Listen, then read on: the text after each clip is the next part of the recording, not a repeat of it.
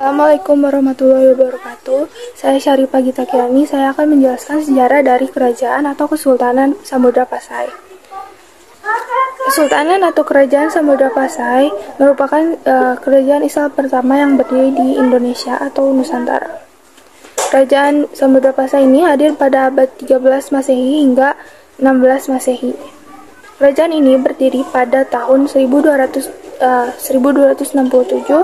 hingga 1521. Kerajaan Samudra Pasai ini didirikan oleh Marasilu yang bergelarkan Sultan Malik Al-Saleh sebagai raja pertama yang memerintah pada tahun 1285 hingga 1297.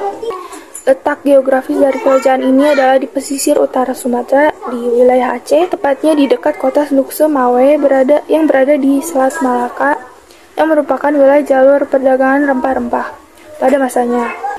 Pada masa kejayaan Kerajaan Samudra Pasai, pada masa pemerintahan Al-Malik Az-Zahir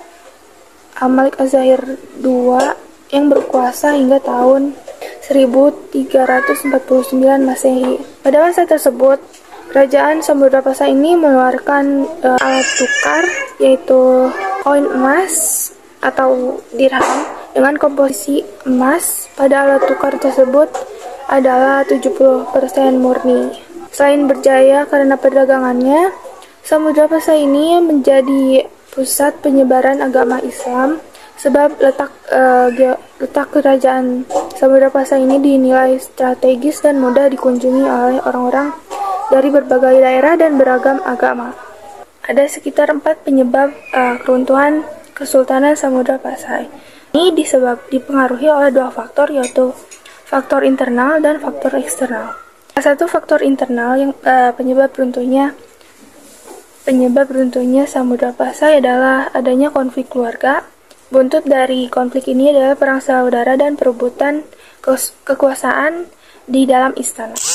Untuk menyelesaikan konflik ini, Sultan Pasai mencari bantuan ke Kerajaan Malaka yang awalnya membuahkan hasil.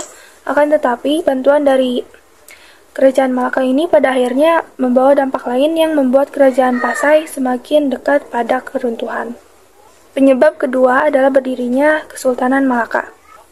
Seiring berjalannya waktu, keberadaan Samudra Pasai di kawasan Malaka mulai melemah akibat dominasi sektor perdagangan Kerajaan Malaka di wilayah tersebut. Penyebab ketiga adalah serangan dari Portugis.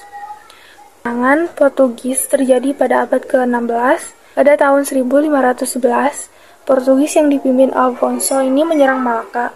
Setelah berhasil menaklukkan Malaka, Portugis mulai menguasai wilayah-wilayah strategis yang menjadi pulau perdagangan di kawasan Selat Malaka termasuk Samudra Pasai. Lama-kelamaan, Portugis menguasai sebagian besar wilayah Samudra Pasai yang menandai keruntuhan kerajaannya.